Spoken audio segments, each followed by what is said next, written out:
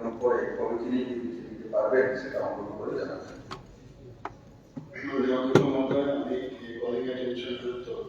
আগামী 25শে মার্চ তৃতীয় রেফারেন্স নোটিশটি এনেছেন মাননীয় সদস্য শ্রীমতী অন্তরা সরকার দেয়। এখন আমি ওনাকে রেফারেন্স নোটিশটির বিষয়বস্তু সবার উত্থাপনের জন্য অনুরোধ করছি। মাননীয় অধ্যক্ষ মহোদয়, আমার রেফারেন্সের বিষয়টি হল জনস্বার্থে রাজ্যের বর্তমান ব্লকগুলোকে সম্পর্কে। ধন্যবাদ। আমি গ্রাম উন্নয়ন দপ্তরের দায়িত্বপ্রাপ্ত মাননীয় মন্ত্রীকে এই রেফারেন্স নোটিশটির বিষয়ে বিবৃতি প্রদানের জন্য অনুরোধ করছি। যদি তিনি আজ বিবৃতি দিতে প্রস্তুত না থাকেন তবে সময় চাইতে পারেন এবং পরে কবে তিনি বিবৃতি দিতে পারবেন সেটা অনুরোধ করে জানাবেন। আমি আগামী 25শে মার্চ তার উত্তর দেব।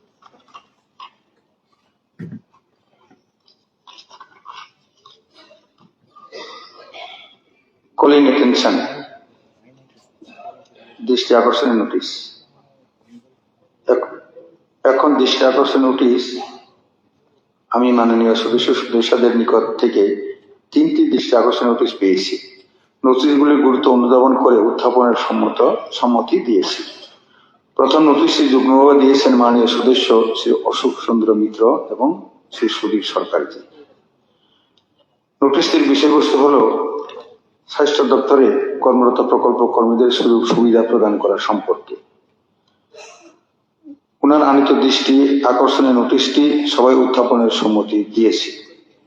এখন আমি স্বাস্থ্য দায়িত্বপ্রাপ্ত মাননীয় মন্ত্রীকে দৃষ্টি আকর্ষণের নোটিশটির উপর বিবৃতি প্রদানের জন্য অনুরোধ করছি। যদি তিনি আজ বিবৃতি দিতে অপারগ হন তাহলে তিনি আমার পরবর্তী একটি তারিখ জানাবেন যেদিন তিনি এই বিষয়ে বিবৃতি দিতে পারবেন। মাননীয় অধ্যক্ষ মহোদয়, আমি আগামী 24 তারিখ তার উত্তরটা দেব। দ্বিতীয় নোটিশটি দিয়েছেন মাননীয় সদস্য শ্রী সুদীপ রায় বর্মন। নোটিশের বিষয়বস্তু হল filling up of all vacant post under various departments immediately. আমি মাননীয় সদস্য কর্তৃক আনিত দৃষ্টি আকর্ষণের নোটিশের সবাই উত্থাপনের সম্মতি দিয়েছি। এখন আমি employment and man power planning দপ্তরের দায়িত্বপ্রাপ্ত মাননীয় মন্ত্রীকে দৃষ্টি আকর্ষণের নোটিশটির উপর বিবৃতি প্রদানের জন্য অনুরোধ করছি। যদি তিনি আজ বিবৃতি দিতে অপারগ হন তাহলে তিনি আমার পরবর্তী একটি তারিখে জানাবেন যেদিন তিনি এই বিষয়ে বিবৃতি দিতে পারবেন। মাননীয় স্পিকার স্যার, আমি আজই দেব। তো মাননীয় সুদীপ রায় বর্মন মহোদয় যেটা এনেছেন, filling up all vacant post under various department immediately. রাজ্যের বর্তমান সরকার স্বচ্ছ নিয়োগ নীতি প্রক্রিয়ার মাধ্যমে কর্মসংস্থানের সুযোগ সৃষ্টি করতে যথেষ্ট সচেতন। সেই প্রচেষ্টাকে বাস্তবায়িত করার জন্য প্রতিটি সরকারি দপ্তরে শূন্যপদ নিয়োগের ব্যাপারে রাজ্য সরকার যথেষ্ট সক্রিয় এবং সচেষ্ট। সেই মোতাবেক নিয়োগ প্রক্রিয়া অব্যাহত রয়েছে। রাজ্যবাসীকে দেওয়া প্রতিশ্রুতি অনুযায়ী রাজ্যের বর্তমান সরকার স্বচ্ছতার সঙ্গে নিয়মিতভাবে চাকরি প্রদান অব্যাহত রাখেছে। চলিত অর্থ বছরে এপ্রিল 2025 ফেব্রুয়ারি 2026 পর্যন্ত 3291 জনকে রাজ্য সরকার বিভিন্ন দপ্তরে নিয়োগ দিয়েছে। অর্থাৎ এই অর্থ বছরে 3291 জনকে চাকরি দেওয়া হয়েছে। রাজ্য সরকার 2018 সাল থেকে স্বচ্ছ নিয়োগ নীতির মধ্যে দিয়ে 2026 ফেব্রুয়ারি মাস পর্যন্ত বিভিন্ন দপ্তরে মোট 20,845 জনকে সরকারি চাকরি প্রদান করেছে। তার মধ্যে গ্রুপ এ পদে 943 জন, গ্রুপ বি পদে 729 জন, গ্রুপ সি পদে 15,288 জন এবং গ্রুপ ডি পদে 3,885 জন নিয়োগ করা হয়েছে।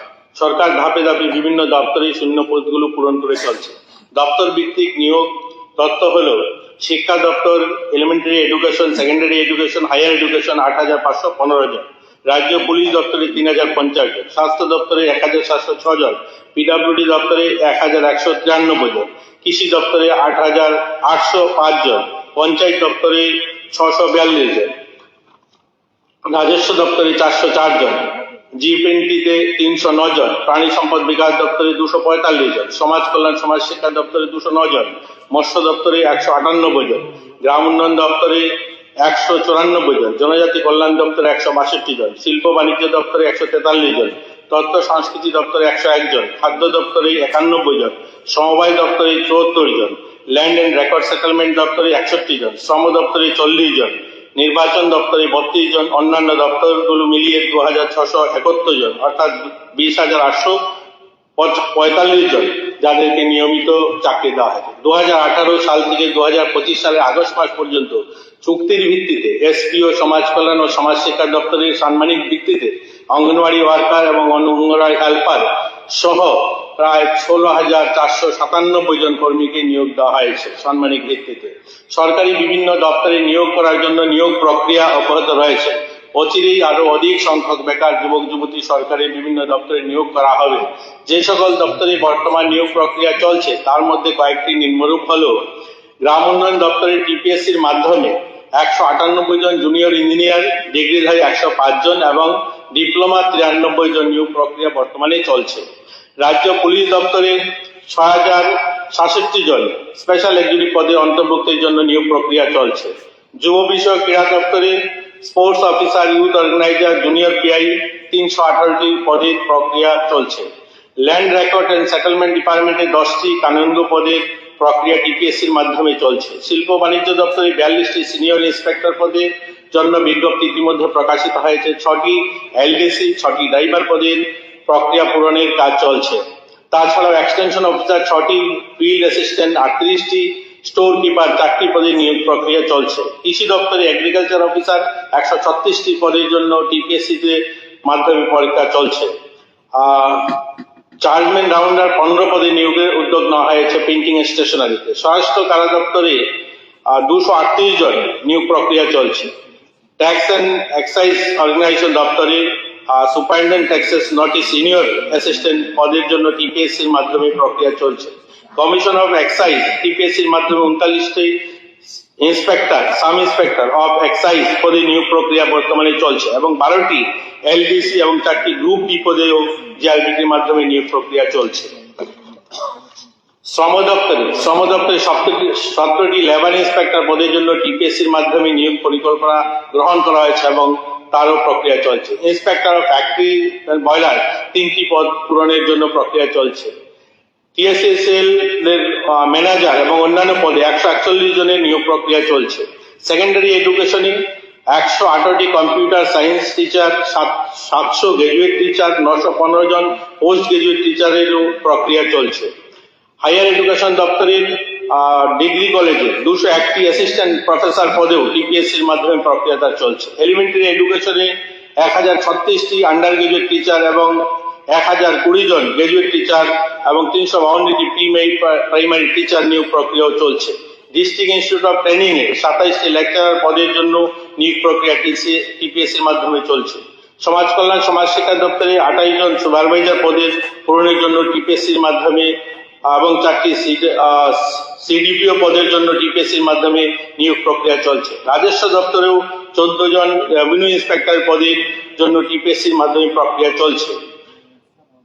প্রাণী সম্পদ বিকাশ দপ্তরে ভেটেরিনারি অফিসার 110 জন পদের জন্য এবং 2টি পদে জুনিয়র ইঞ্জিনিয়ার সিভিল পদে পূরণের জন্য তার প্রক্রিয়া চলছে। নির্বাচন দপ্তরে ইলেকশন ইন্সপেক্টর 16 জন নিয়োগ প্রক্রিয়া টিপিএসসি এর মাধ্যমে এবং 36 জন জুনিয়র কম্পিউটার অ্যাসিস্ট্যান্ট সেটাও চলছে। পর্যটন দপ্তরে অ্যাসিস্ট্যান্ট টুরিস্ট অফিসার 2টি পদ এবং এলডিসি 6টি পদ, গ্রুপ ডি 13টি পদ এবং তাছাড়াও টুরিস্ট গাইড 25টি পদের জন্য তার প্রক্রিয়া চলছে। অর্থ ও পরিসংখ্যান দপ্তরে 23টি পদ পূরণের জন্য প্রক্রিয়া চলছে।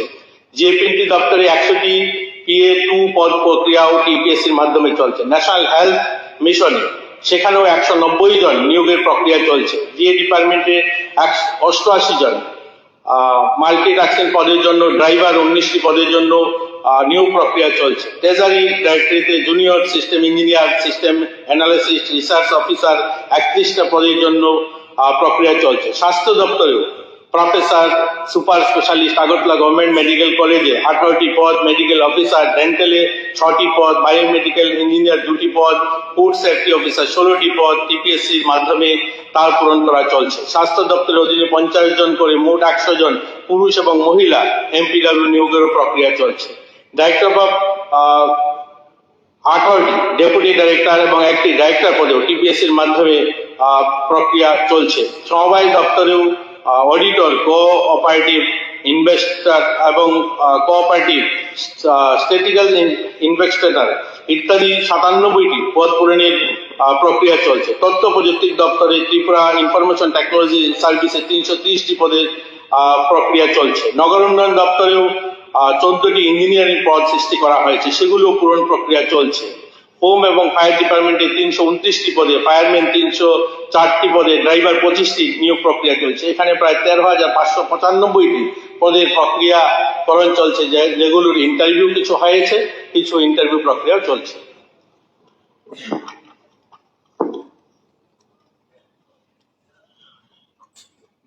পয়েন্ট অফ ক্লারিফিকেশন,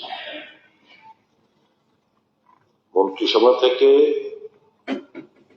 বিভিন্ন পদ পূরণে পোস্ট ক্রিয়েশন কিংবা ভ্যাকেন্ট পোস্ট, সেগুলো মন্ত্রিসভার সিদ্ধান্তের পর এটা ভেন্টিলেট করা হয়। তারপরে যে প্রক্রিয়া চলছে,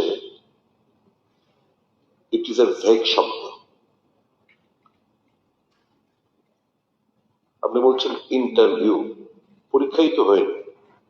অধিকাংশ এখানে যা আপনি পড়ে শোনালেন, এই যে মন্ত্রিসভার সিদ্ধান্ত অ্যানাউন্সের পর আপনি বলছেন প্রক্রিয়া চলছে,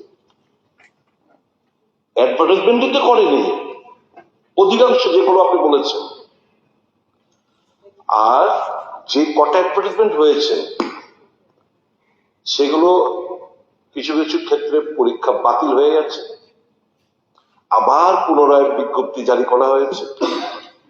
পরীক্ষা নেওয়ার পর দুবারও এরকম হয়েছে, দুবার ইন্টারভিউ হয়েছে, বাতিল হয়েছে, আবার হয়েছে, আবার বাতিল, এরকমও ঘটনা ঘটেছে। আপনি বলছেন প্রক্রিয়া চালু আছে। আমার অনুরোধ আমি সেদিনও বলেছি যে টিপিএসসি অবস্থাটা কি, কোন সালে লাস্ট বিজ্ঞাপন জারি করা হয়েছিল, আর কবে থেকে এগোনো এই মন্ত্রিসভার সিদ্ধান্ত হওয়ার পর টিপিএসসি এখন পর্যন্ত অ্যাডভার্টাইজমেন্ট করেনি। এক। 2 নম্বর হচ্ছে বিভিন্ন এই যে প্রক্রিয়া চালু আছে কথাটা বলছেন, বিভিন্ন দপ্তর থেকে এই যে মন্ত্রিসভার সিদ্ধান্তগুলো যখন হয়, তখন এগুলো জিআরবিটি নেবে পরীক্ষা, জিআরবিটির কাছে পাঠানো হয়, গিয়ে পড়ে রয়েছে, পরীক্ষা জিআরবিটি কন্ডাক্ট করবে। জিআরবিটির সঙ্গে যোগাযোগ করলে কি না, আমরা 5-7 হাজার হোক জমুক একসঙ্গে আমরা করবো, গ্রুপ সি গ্রুপ ডি একসঙ্গে আমরা করবো। এটা হচ্ছে জিআরবিটির বক্তব্য। আপনি বলছেন প্রক্রিয়া চলছে, একটু দয়া করে খোঁজ নেবেন এ রাজ্যের ছাত্র যুব সমাজ যারা বেকারত্বের জ্বালায় একটা সরকারি চাকরি, কারণ এখানে কলকারখানা স্থাপনের কোনো উদ্যোগ নেই। ইনফরমেশন টেকনোলজি মাধ্যমে শিক্ষিত বেকার যুবকরা একটা নিজের একটা স্বপ্ন একটা পূরণ করবে, তার কোনো স্কোপ নেই। এগুলোর মতো জোর অবশ্যই দিতে হবে। ইনফরমেশন টেকনোলজিতে আমরা we are no way. These are the sectors where we should explore. আমার অনুরোধ থাকবে আপনার কাছে, এই যে শুনতে ভালো লাগে, আমি সেদিনকে বলেছি যে আপনারা যে বলেন শুনতে খুব ভালো লাগে, কিন্তু বাস্তবটা কি, বাস্তবটা খোঁজ নেওয়ার লোক নেই। আমি সেদিনকে মুখ্যমন্ত্রী দৃষ্টি আকর্ষণ করেছি, আজকেও ব্যবহার করছি। কিছু কিছু সিদ্ধান্ত আপনারা নিচ্ছেন মন্ত্রিসভা থেকে। যখন মন্ত্রিসভা থেকে ঘোষণা হয় যে বেকারদের সাথে এরকম এরকম জায়গায় পোস্ট ক্রিয়েশন করা হয়েছে, এতটা শূন্যপদ পূরণ হবে, it pleases our ears.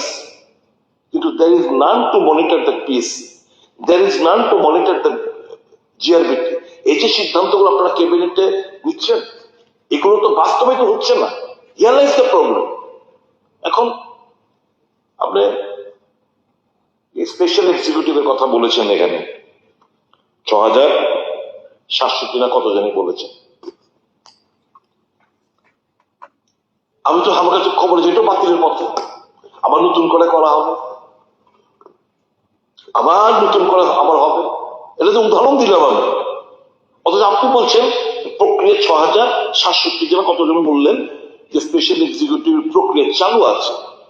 But I have from the administrative sources, I have gathered, আমার কাছে যে তথ্য, যে এই প্রক্রিয়াটা সম্পূর্ণ বাতিল করে নতুন ভাবে উদ্যোগ নেওয়ার জন্য ডাইরেক্টর জেনারেল অফ পুলিশ সেটা গ্রহণ করেছেন বলে আমার কাছে যতটুকু খবর। I hope I am wrong, I stand two B corrected if I am রং। কিন্তু এটা হচ্ছে বাস্তব একটা নিষ্ঠুর রসিকতার মধ্যে আমাদের এই রাজ্যের শিক্ষিত বেকার যুবতীদের ভবিষ্যৎ ছিনিমিনে খেলা হচ্ছে। কাজে মাননীয় মন্ত্রী মহোদয় যা বললেন, যাই হোক, আপনি 2018 থেকে এখন অব্দি বলেছেন 20,845 জন। মুখ্যমন্ত্রী কিছুদিন আগে, আজ থেকে প্রায় 8-9 মাস আগে, বর্তমানে কাগজ দেওয়া হয়েছে, আছে খবরের কাগজে আছে, সোশ্যাল মিডিয়া তো আছে, 23,000-এর উপর, আজ থেকে 8-9 মাস আগে 23,000-এর উপর বলেছেন। আমি হতে পারে আমি দেখিয়ে দেবো আপনার বক্তব্যটা, আমি দেখিয়ে দেবো আপনি কি বলেছেন, এবং it is very much in my mobile. আমি শুনিয়ে দেবো আপনাকে, কালকে শুনিয়ে দেবো। তো আমার কথা হচ্ছে, ভালো আরো বেশি হোক না, সবকিছু আপনাদের লাস্ট বিধানসভা যে প্রশ্ন উত্তরটা করেছেন, এর থেকে দেখা গেছে প্রায় 50,000, 53,000 সামথিং এই শূন্যপদ, বিভিন্ন দপ্তরের শূন্যপদ গুলো খালি পড়ে রয়েছে। প্রক্রিয়া আপনি চালু করেছেন, হচ্ছে, কিছু কিছু হচ্ছে না তা না, কিন্তু এই যে আপনারা সিদ্ধান্ত নিয়ে কোথায় গিয়ে দেখছে, that needs to be monitored. আর আমি মাননীয় দপ্তরের মন্ত্রীর কাছে বলবো, মাননীয় মুখ্যমন্ত্রীর কাছে, ক্যাবিনেট কাউন্সিল মিনিস্টার্স কাছে বলবো, এটা মনিটর করুন। কারণ জিআরবিটি যাচ্ছে, আমি তো জানি জিআরবিটির কাছে এখনো রিকুইজিশন প্রায় 2,000 অলরেডি গিয়ে জমে পড়ে রয়েছে। এই যে ফিগারটা দিলেন, 2,000-এর উপর গ্রুপ সি, গ্রুপ ডির জন্য জিআরবিটির কাছে আছে। কেন আবার জিআরবিটি এগুলো অ্যাডভার্টাইজমেন্ট করছে না? আরো আসুক, একসঙ্গে করবো। ওয়াই? এর মধ্যে ইতিমধ্যে এই অ্যাডভার্টাইজমেন্ট না হওয়ার প্রেক্ষিতে যাদের বয়স 40-এর দরগোড়া এসে থেকেছে, ওভারেজ হয়ে যাচ্ছে, they will not be able to avail the scope. তো এই জিনিসগুলো চিন্তাটা করবে কে? আমি সবার সদস্যদের কাছে আমি অনুরোধ করব, এই জায়গাটা আপনারা একটু তদারকি করবেন, কারণ দীর্ঘ কয়েক বছর আপনাদের প্রক্রিয়া শেষ হতে 3, 3.5, 4 বছর, আর প্রক্রিয়া তো চলছেই না। প্রক্রিয়া একটা জায়গাতে থমকে আছে, এটাকে নাড়ান, এটার মধ্যে গতি আনুন, এটা মনিটর করুন। এটাও বক্তব্য, এই পয়েন্ট অফ ক্লারিফিকেশনটা যেটা আমার, এই ব্যাপারে মাননীয় মন্ত্রী সুস্পষ্ট বক্তব্য চাই। মাননীয় স্পিকার স্যার, ইতিমধ্যে আপনারা শুনলেন যে এই 20,000, যে আমাদের ইতিমধ্যে 20,845 জন যাদের নিয়োগ প্রক্রিয়া ফাইনাল হয়ে তারা অ্যাপয়েন্টমেন্ট হয়েছে, এটা তো আপনারা স্বীকার করেন যে 20,800 লোকের চাকরি হয়েছে।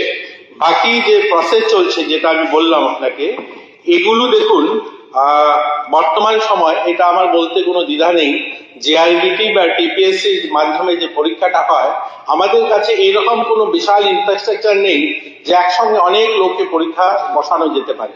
আপনারা দেখেছেন বিধানসভায় এটা প্রশ্ন এসেছিল যে আমাদের রাজ্যে ছেলেমেয়েরা বাইরে গিয়ে কেন ব্যাংকের পরীক্ষাটা দেবে। আপনারা জানেন যে ইতিমধ্যে পরীক্ষার যে ব্যবস্থা, অনলাইন পরীক্ষা হয়ে থাকে। আমি মাননীয় মুখ্যমন্ত্রীকে ধন্যবাদ দেব, গত বছর এখানে বিধানসভায় বাজেটে সিদ্ধান্ত নেওয়া হয়েছে যে আমরা একটা কম্পিউটারাইজ যে এক্সাম সেন্টার তৈরি করব, এবং আমাদের রাজ্যে সেটার প্রক্রিয়া চলছে। জিআরবিটির কাছে হোক বা বিভিন্ন দপ্তর, যখনই পরীক্ষা করানোর ব্যবস্থা নেওয়া হয়, একসঙ্গে 1,000-2,000 ছেলেমেয়েদেরকে বসিয়ে পরীক্ষা করানোর কোনো ব্যবস্থা নেই আমাদের এখানে। আধুনিক সেই ধরনের পরিকাঠামো গড়ে ওঠেনি, তার জন্য প্রয়াস চলছে এবং সেটা করা হচ্ছে। এর জন্য পরীক্ষাতে একটু ডিলে হয়।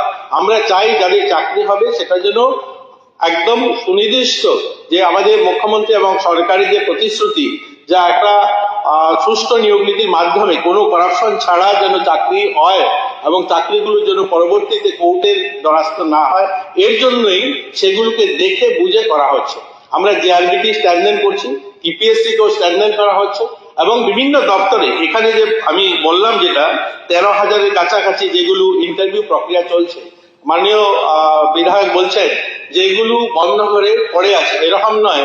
যেমন আমাদের স্পোর্টসে যে লোক নেওয়া হচ্ছে তার ইন্টারভিউ প্রসেস শেষ হয়েছে, বাইবা হবে, এরকম অনেকগুলো, প্রত্যেকটা টিপিএসসি বা জিআরবিটি করছে না, অনেকগুলো বিভিন্ন দপ্তরও করছে।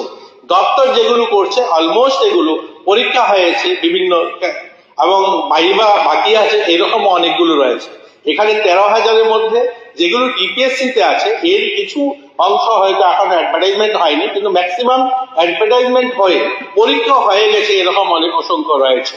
তো আগামী দিন আমাদের প্রয়াস, আমাদের সরকারের যে আমাদের পরীক্ষা সেন্টারগুলোকে স্ট্যান্ডার্ড করা, জিআরবিটিকে আমরা স্ট্যান্ডার্ড করছি, আমরা টিপিএসসিকেও আরো বড় পরিকাঠামো তা তৈরি করা হচ্ছে, তার জন্য অর্থ মঞ্জুরি দেওয়া হয়েছে, সেগুলোও করা হচ্ছে যে আমরা যেন খুব শীঘ্রই যেগুলো অ্যাডভার্টাইজমেন্ট হয় সেগুলো যেন, দেখুন যখনই অ্যাডভার্টাইজমেন্ট হয় বা নিয়োগ প্রক্রিয়া যখন শুরু হয়, বাজেট আমাদের অর্থমন্ত্রী যখনই ফাইন্যান্সিয়াল অ্যাপ্রুভাল দেন, তখনই যখন অর্থের ব্যবস্থা হয় তখনই চাকরির পোস্ট ক্রিয়েট করা হয়।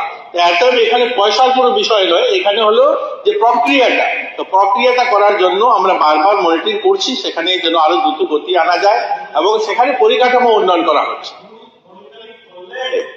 মনিটরিং করলে 3.5-4 বছর ধরে পড়ে আছে।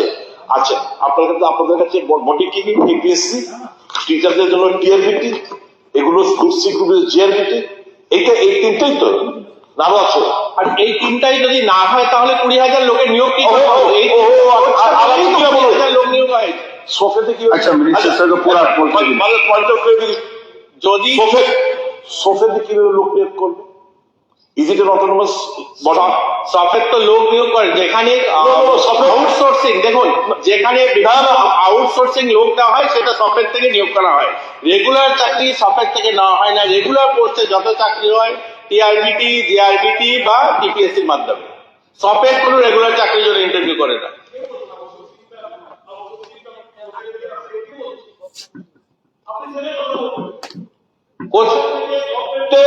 গভর্নমেন্টের রেগুলার মানে ফিক্সড পে কিংবা যে রেগুলার পোস্টের এগেইনস্টে যে অ্যাডভার্টাইজমেন্ট হয় দেখুন আপনি কি বললেন, সফের থেকে শুধুমাত্র বিভিন্ন প্রজেক্টে যেগুলো বিভিন্ন প্রকল্প নতুন নতুন স্কিম আছে সেই স্কিমের এগেইনস্টে যে কন্ট্রাকচুয়াল লোক না হয়, Why not the ডিপার্টমেন্ট থেকে না হয়, Why not the- regular Why not the department? লোক না হয়। কেন ওই ডিপার্টমেন্ট নেবে না? কেন সফেদের মাধ্যমে হবে? ধরুন আমি একটু উদাহরণ দিয়ে বলছি, ধরুন ট্যুরিজম 5টা লোক নেবে। ওয়াই ট্যুরিজম উইল একটা কোনো একটা স্কিমের এগেন্সে প্রজেক্টের এর why tourism will ask for software to conduct examination or interview? Why not the department? আমার এই জায়গাগুলো ত্বরান্বিত করা দরকার। সুধীর বাবু, আমি বলছি এটা যদি সেন্ট্রালাইজও করে তো অসুবিধা কি? একটা জায়গা থেকে আপনি যেমন টিপিএসসি আছে একটা বললাম, টিআরবিটি আছে বা আদার যেসব, যদি সেন্ট্রালাইজ করে তো কাজেরও সুবিধা হয়। রিকোজিশন দিল, ওরা করছে, কিন্তু এক একটা ডিপার্টমেন্ট যদি না ওইটা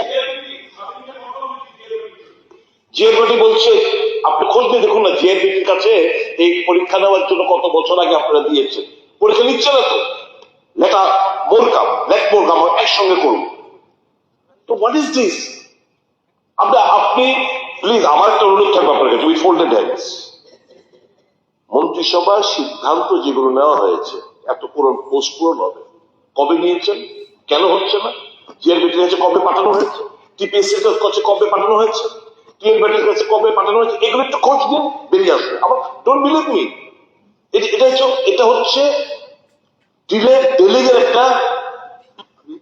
একটা অপরচুনিটি আপনারা দিচ্ছেন। বলছে এই বিষয় নিয়ে আমরা যখনই টিপিএসসির মধ্যে মানে আমাদের ক্যাবিনেটে এই বিষয়গুলো যখন আলোচনা হয়, আপনি যে কথাটা বলছেন আমরাও কিন্তু আলোচনা করি, এরপর আমরা কিন্তু সেইগুলো নিয়ে মানে কাজটা যাতে ত্বরান্বিত হয় তার জন্য কিন্তু আমরা খোঁজখবর নিই।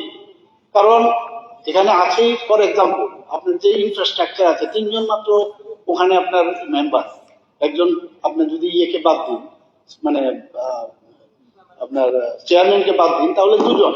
তো ইনফ্রাস্ট্রাকচার সেই পুরোনো কালেরই চলছে, সেটাকে নিয়ে তার জন্য যাতে ইনফ্রাস্ট্রাকচার বাড়ানো যায়, আপনার যে উদ্বেগ, আমাদের মধ্যেও সেই উদ্বেগ আছে। আমরা মহারাষ্ট্রের যে পাবলিক সার্ভিস কমিশনে ওনাদের 2 জনের টিম আমরা আনিয়েছিলাম, এনে ওনাদেরকে বলেছি আপনারা কথা বলুন ওখানে গিয়ে আমরা কিভাবে এটাকে আরো স্ট্রেংথেনিং করতে পারি। আমাদের কিন্তু চেষ্টার ত্রুটি নেই, এবং ওরা এসছে ওইখানে, এসে গেছে এবং আমাদের কাছে কিছু অ্যাডভাইজারিও দিয়ে গেছে। আমরা অনেক সময় আমাদের এমন না যে আমি গিয়ে তাড়াতাড়ি গিয়ে করে নিতে পারবো, টিভি আমরা ঢুকতেও পারবো না। জিআরবিটির মধ্যে আমরা যাতে ট্রান্সপারেন্সি থাকে, এগুলোর ভিতরে তো আমরা খালি ইনডাইরেক্টলি আমরা বলতে পারবো। তো এরকম না, ইভেন টিপিএসসির যিনি সেক্রেটারি আছেন ওনাকে পর্যন্ত একবার ডাকানো হয়েছে যে আপনি এত বছর ধরে আপনি কি কি করলেন। উনি কিন্তু সবাইকে বললেন যে দেখুন প্রায় তৎকালীন সময়ে প্রায় 1000-এর উপরে। উনি বললেন যে অনেক সময় কি হয়, অ্যাডভার্টাইজমেন্ট দেন, তারপরে টাইম লাগে, তারপরে সেটা স্ক্রুটিনি হয়, স্ক্রুটিনি হওয়ার পর সেটা আবার বাইরের থেকে যখন যাদেরকে এক্সপার্ট রাখতে হয় তাদের আসা, তারপর আবার সেই যে যদি ইন্টারভিউ নিতে হয়, ইন্টারভিউর আগে অনেক সময় পরীক্ষা দিতে হয়, এই যে একটা প্রক্রিয়া কিন্তু আছে, টাইম লাগে। মানে এটা বললে এরকম না, এটা আমার করে নিলাম, এরাও ওদের কথা বললো স্যার এদের বললে তারপরে ফিক্স করা, এই যে একটা প্রক্রিয়া, তার মধ্যেও তো আমরা যতটুকু পেরেছি আমরা আমি কোন জায়গায় কিন্তু আমি এই ব্যাপারে খুব সতর্ক। আগে কিন্তু এই নিয়ে সংখ্যা নিয়ে কিন্তু অনেক আমার খবর আছে, উল্টাপাল্টা হয়। আমি বেরোবার আগে আমি 1900 থেকে আরম্ভ করেছিলাম 1900, যখন যখন বাড়ে আমি 20,000। এর জন্য আমি মানে কনফিডেন্টলি বলছি, এখন নিউজ পেপারে উঠিয়ে কিনা আমি জানি না, তবে আমি খুব এই ব্যাপারে সতর্ক। এবং আমাদের মন্ত্রিসভার সবাইকে আমরা কিন্তু এইভাবেই কথা বলেছি, আমরা এই সংখ্যাটা নিয়ে যেন বিভ্রান্তি না করি, যখন তখন যেটা কিছু না বলা। এর জন্য আমি খুব কনফিডেন্টলি বলছি যে এরকম না, সময় কম, সময়ের মধ্যে আমরা কিন্তু চেষ্টা করছি। যে বিষয় নিয়ে আপনি উদ্বেগ প্রকাশ করছেন, আমরাও এটা নিয়ে অনেকবার এখানে সবাই আছেন, এখানে আমরা এই বিষয় নিয়ে কথা বলছি, আরো কিভাবে ডেভেলপ করা যায়, জেআরবি থেকেও যাতে স্ট্রেংথেনিং করা যায় তার জন্য আপনি বলেছেন ঠিক, নো ডাউট, কিন্তু সেটাকে স্ট্রেংথেনিং করার প্রক্রিয়া কাজের পাশাপাশি চলছে। আমার পয়েন্ট দ্বিতীয় নোটিশটি আমার দুইটা হয়েছে আরেকটা, আমার লাস্ট পয়েন্ট অফ ক্লারিফিকেশন মাননীয় অধ্যক্ষ মহোদয়, আমার মনে হয় আমার সাজেশন থাকবে কাউন্সিলের মিনিস্টার নিশ্চয়ই এটা পর্যালোচনা করবে। এই যে আমাদের যে এমপ্লয়মেন্ট পলিসি যেটা হয়েছিল 2000 এই সরকার আসার পর প্রথমবারের মতো 2018 সালে, আর আমার দৃষ্টিভঙ্গিতে that needs to be changed. কেন আপনার প্রশ্ন সাবেক কেন?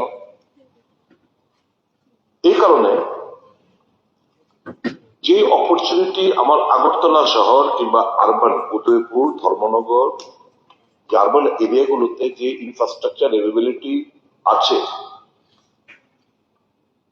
স্কুল বলুন, কলেজ বলুন, প্রাইভেট কোচিং বলুন, that opportunity is not being availed by unemployed youths of Bondachora or in the tribal belt, যে কোনো একটা ট্রাইবাল নন ট্রাইবাল বেল্ট যেখানে আমাদের যে ইনফ্রাস্ট্রাকচার গুলো নাই। তো স্বাভাবিকভাবে কিছু কিছু পকেট থেকে রাজ্যের যুবক যুবতীরা আনএমপ্লয়েড যারা, তারা এই অ্যাডভার্টাইজমেন্টের প্রেক্ষিতে সুযোগগুলো নিয়ে নিচ্ছে। আমি ধরুন আমার ক্লাস 12-এ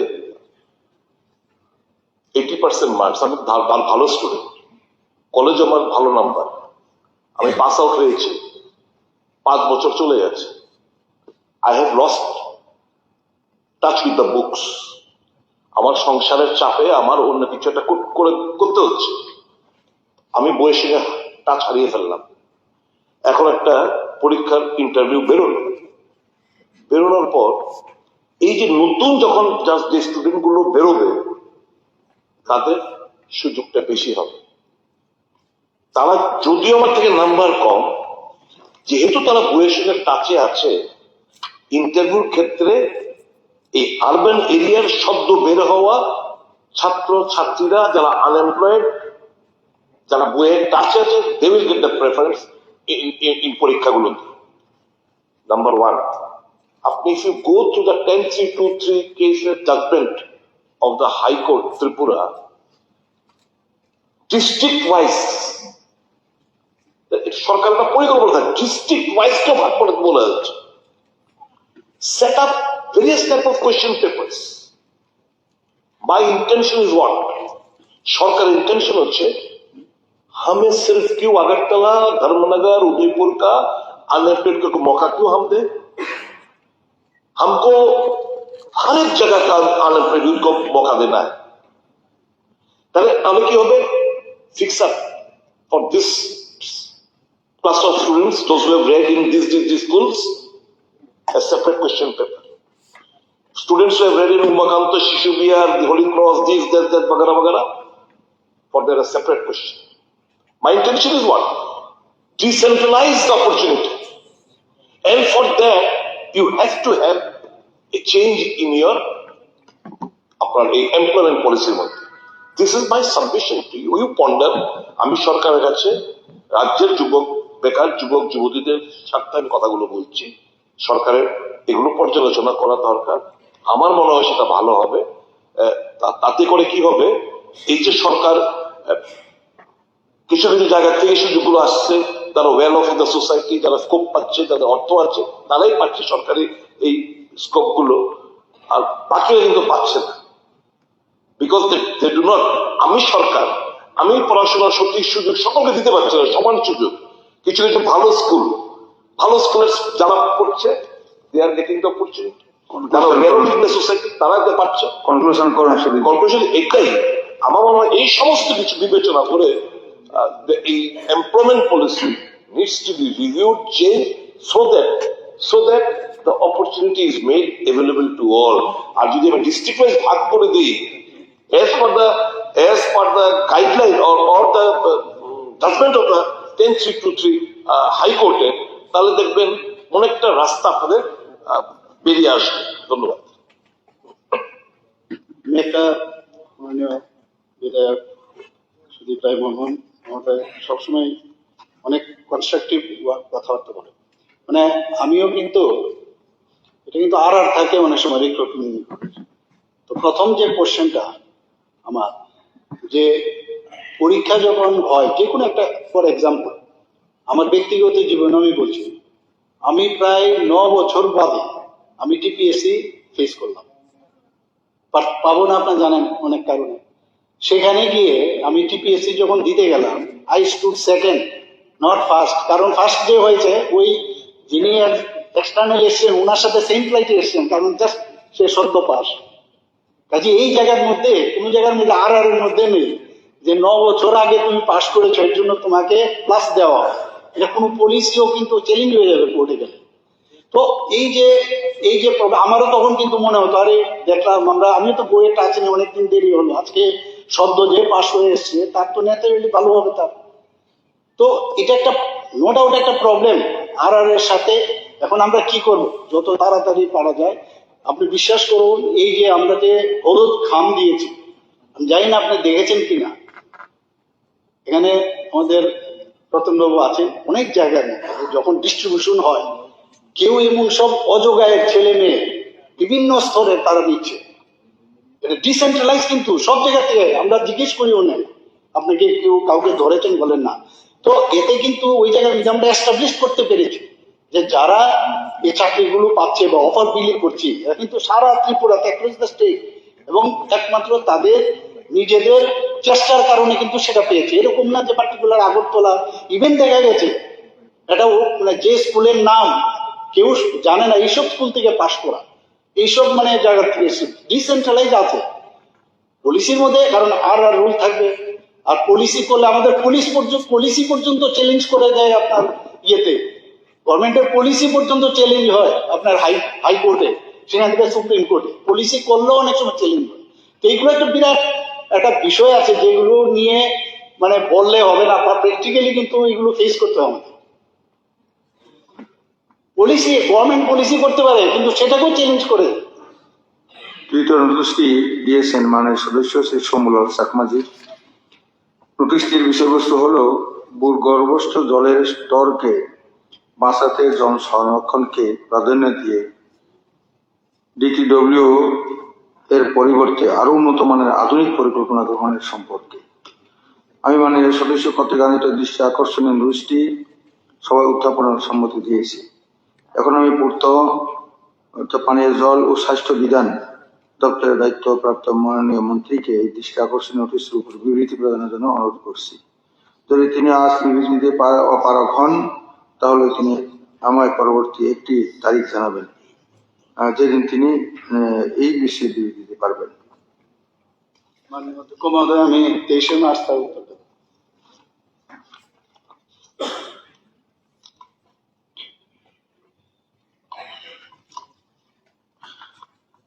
মাননীয় সদস্যগণ, সবার পরবর্তী মাননীয় অধ্যক্ষ মহোদয়, আমি একটা প্রেজেন্টেশন দিয়েছিলাম, কিন্তু আমার অন্যটা কি বুঝলাম স্যার, রান্নার গ্যাসের অস্বাভাবিক মূল্য বৃদ্ধিতে রাজ্য সরকারের ভর্তুকি বিবেচনা সম্পর্কে এটা স্যার ক্যান্সেল হয়ে আছে, করেছে, প্রত্যাখ্যান করেছে। হ্যাঁ, না Twitter- দিলে কালকে দেবো কিনা আপনি যদি বলেন কালকে দেবো। কালকে কালকে তো অন্য business কালকে তো না। কালকে ব্যাপারটা এখন না, কিভাবে না। এখন কিভাবে বলবো এটা যদি স্পিকারকে বলতে দিন। আরে, এরকম না তো আমাদের সবার দায়িত্ব স্পিকারকে সাহায্য করা স্পিকারকে সাহায্য করা আমাদের সকলের দায়িত্ব কালকেরটা আজকে বিকালে বিএসসি একটা হবে বিএসসির পরে এখন আমরা এই জিনিসটা রাখেন না একটু কাগজ দিতে পারবেন দরকার হলে পরিস্থিতি দেখুন না কি হয় মানে বুঝলাম না। আরে বুঝেছে একটু না, বুঝেন। উনি আর আপনি তো অনেক আগে থেকে বুঝেন এটা না আমার বক্তব্য হলো কালকে দেবো কি ওনার সঙ্গে আপনার ভালো আচ্ছা আগে একটা দিয়েছিল গতকাল। গোপাল বাবু আপনাকে কালকে আমার দুঃখ হয় না আমার কালকে শুনেন না কালকে আমরা বলছিলাম most productive age is 60 to 80 আপনি এই বয়সের যারা তাদের আর ডুবাইয়েন না আমারও বক্তব্য আছে আমিও আপনি তো জ্ঞান ও ভান্ডার নিয়ে এসেছেন তো আপনাকে জ্ঞান ভান্ডারে একটু আচ্ছা দিয়ে কালকে দিয়ে যান মানে আচ্ছা। স্যার আমি গতকাল একটা দিয়েছিলাম সিস্টেমের মধ্যে দেন, যতটুকু দেওয়ার করা হবে, চিন্তার কোনো কারণ নেই। মাননীয় স্পিকার স্যার আমি গতকাল কলিং অ্যাটেনশন একটা দিয়েছিলাম ন্যাশনাল হাইওয়ে অধিগ্রহণ জায়গায় বেআইনিভাবে দোকান করে তোলা সম্পর্কে আমাদের তো ইয়ে হইল না।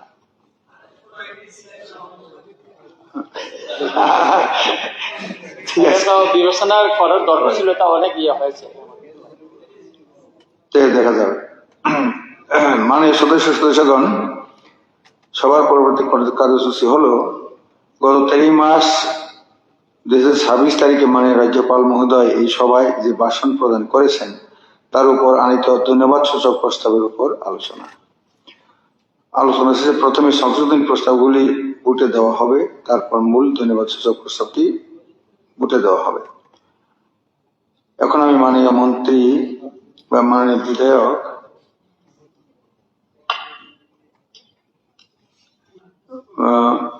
বিধায়ক শম্ভুলাল চাকমাজি এমএলএ মহোদয়কে আলোচনা আরম্ভ করার জন্য অনুরোধ করছি। মাননীয় অধ্যক্ষ মহোদয়, আমাদের এই পবিত্র বিধানসভায় মাননীয় রাজ্যপাল শ্রী ইন্দ্রসেনা রেড্ডি নাল্লুজি ওনার প্রদত্ত ভাষণের উপর আমাকে বক্তব্য রাখার সুযোগ দেওয়ার জন্য আমি আপনাকে অনেক অনেক ধন্যবাদ জানাচ্ছি। আমার আজকের এই আলোচনার মধ্যে প্রথমে আমি যে বিষয়টা এখানে উল্লেখ করতে চাই সেটা হচ্ছে আমাদের সরকার, আমরা জানি ত্রিপুরা রাজ্যকে এক ত্রিপুরা শ্রেষ্ঠ ত্রিপুরা গড়ার লক্ষ্যে, একটা নতুন ত্রিপুরা গড়ার লক্ষ্যে যেভাবে সারা রাজ্যের প্রতিটা কোনায় কোনায় উন্নয়নের জোয়ার বয়ে দিচ্ছে, সেই জোয়ারের কথাই কিন্তু আমরা এখানে উল্লেখ করতে দেখতে পেলাম। এখানে প্রত্যেকটা কলামে প্রত্যেকটা পয়েন্টে যে সমস্ত বিষয়গুলো রয়েছে, উন্নয়ন সর্বস্তরে, সে পুরুষ মহিলা জাতি জনজাতি পাহাড় সমতল সর্বক্ষেত্রে যাহাতে সমান তালে উন্নয়ন করা যায় সেই বিষয়কে আমাদের রাজ্যপাল মহোদয় এখানে রেখেছেন এবং আমাদের রাজ্য সরকার যে দিশাতে এগিয়ে যাচ্ছে তারও এখানে প্রশংসা উনি রেখেছেন। তো সেই অনুযায়ী আমি এখানে সব বিষয়গুলো না বলে যে বিষয়টা প্রথমে বলতে চাচ্ছি সেটা হচ্ছে, আমরা জানি এটা লং পেন্ডিং ইস্যু ছিল আমাদের সরকার আসার আগে, সেটা হচ্ছে ব্রু ডিসপ্লেস পিপুল, যারা মিজোরামের যারা ব্রু সমাজের মানুষ, তাদেরকে এই ত্রিপুরা রাজ্যের মধ্যে দীর্ঘ 2 যুগ থেকেও বেশি একটা নির্মম একটা অবস্থার মধ্য দিয়ে তাদেরকে অসহায় অবস্থায় রেখে দেওয়া হয়েছিল। তাদের দিকে তাকিয়ে তাদের সমস্যা সমাধানের বিষয়ে তৎকালীন রাজ্য সরকারের কোনো উদ্যোগ আমরা দেখতে পাইনি, যার কারণে আমরা শুধুই পত্রপত্রিকার মাধ্যমে দেখতে পেতাম সেই ডিসপ্লেস পিপল যারা রয়েছেন ওনারা কি অবস্থাতে দিন কাটাচ্ছেন, কি দুর্বিষহ একটা অপরিবেশের মাধ্যমে তারা নিজেদের সংসারে বা নিজের পরিবার পরিজনদেরকে নিয়ে জীবন জীবিকা অতিবাহিত করার বাধ্য হয়েছিলেন। সেই অবস্থা থেকে উত্তরণের জন্য আমাদের সরকার মিজোরাম, ত্রিপুরা, কেন্দ্রীয় সরকার এবং ব্রু যে তাদের যে সামাজিক সংগঠন রয়েছে সবাই মিলে যে চুক্তিটা হয়েছিল সেই চুক্তি মোতাবেক আজকে প্রত্যেকটা জিনিস আমাদের সরকার বাস্তবায়ন করে দেখাচ্ছে, যার কারণে হাজারো পরিবার আজকে সেই অভিশপ্ত জীবন থেকে মুক্তি পেয়েছে এবং তাদের পরিবারের যে সমস্ত ছেলেমেয়েরা যারা জানতো না যে তাদের ভবিষ্যৎ কি হবে, পড়াশোনা করতে পারবে কি না, তাদের ঘর বাড়ি হবে কি না, জায়গা জমি হবে কি না, এই একটা অনিশ্চয়তার যে জীবন ছিল তাদের, সেই অনিশ্চয়তার জীবন থেকে রক্ষা দিয়েছে আমাদের সরকার। তার জন্য এই গুরুত্বপূর্ণ বিষয়টাকে আমাদের মাননীয় রাজ্যপাল মহোদয় ওনার বক্তব্যে উল্লেখ করেছেন বলে আমি আপনার মাধ্যমে ওনাকে আবার ধন্যবাদ দিতে চাই। 6,935টা ব্রু পরিবার, যাদের সংখ্যাগত দিক দিয়ে 37,584 জন পরিবারের সদস্য এবং 12টা সেটেলমেন্ট জায়গাতে ওনাদেরকে বসিয়ে দেওয়া হয়েছে সারা ত্রিপুরা রাজ্যের বিভিন্ন জায়গায়। এর মধ্যে 6,678টা গড় তাদেরকে অলরেডি তৈরি করে দেওয়া হয়েছে, যার কারণে তাদের স্বাভিমান, তাদের একটা পরিচয় আজকে তারা ফিরে পেয়েছে, যে বলতে পারছে এটা আমার বাড়ি, যেটা পূর্ববর্তী সময়ে তারা নিজের বাড়ি বলে কোনোটাই দাবি করতে পারতো না। এটা একটা খুব গুরুত্বপূর্ণ বিষয়, মানবিক ভিত্তি। তার সাথে সাথে শুধুমাত্র বাড়ি নয়, তাদেরকে জমি দেওয়া, তাদেরকে জীবন জীবিকা নির্বাহ করার জন্য সুযোগ করে দেওয়ার জন্য দক্ষতা স্কিল ডেভেলপমেন্ট ট্রেনিং তাদেরকে দেওয়া হচ্ছে। মহিলাদেরকে সেলাই মেশিন প্রশিক্ষণ, সাথে আমাদের যে মাশরুম প্রশিক্ষণ, মাশরুম চাষ করার প্রশিক্ষণ, মধু চাষ করার প্রশিক্ষণ, তার সাথে তাদেরকে শুধুমাত্র প্রশিক্ষণ দিয়ে থেমে নেই আমাদের সরকার, তাদেরকে বিভিন্ন টুল কিটস দেওয়ার মাধ্যমে আর্থিক সাহায্য দেওয়া হচ্ছে। এই হচ্ছে একটা মানবিক সরকার, যে বিষয়টা এই পবিত্র হাউসে উল্লেখ না করলে এটা অধুরা থেকে যায় বলে আমি মনে করি। তো রেশন শপ, আজকে যে ব্রু সমাজের মানুষরা একটা নির্দিষ্ট যারা কন্ট্রাক্ট বেসিসে সরকারের কাছ থেকে কন্ট্রাক্ট বেসিসে তাদেরকে চাউল বা নিত্য প্রয়োজনীয় জিনিস সামগ্রী বিতরণ করতেও, সেই জায়গায় আজকে ওনারা নিজেদের যে সেটেলমেন্ট এরিয়াগুলোতে নিজেদের মাধ্যমে নিজেরাই এই রেশন শপ পরিচালনা করছে। এই যে অধিকার, এই যে মানবিকতার একটা দিক দিয়ে তাদেরকে যে মাথা উঁচু করে বাঁচতে দেওয়া, এটা খুবই প্রশংসনীয় এবং উল্লেখ্য একটা বিষয়। তার সাথে তাদের জন্য পানীয় জলের ব্যবস্থা, একটা সমাজ, একটা পরিবার, একটা এলাকাকে সুন্দরভাবে থাকতে দেওয়ার, বসবাস করতে দেওয়ার জন্য যা যা দরকার সেই সমস্ত বিষয়গুলো আমাদের সরকার সেখানে ব্যবস্থা করে দিয়েছে। তার জন্য এটা খুবই এই রাজ্যপাল মহোদয়ের যে বক্তব্য, এই বক্তব্যটা সাকসেসফুল বলে আমি মনে করি।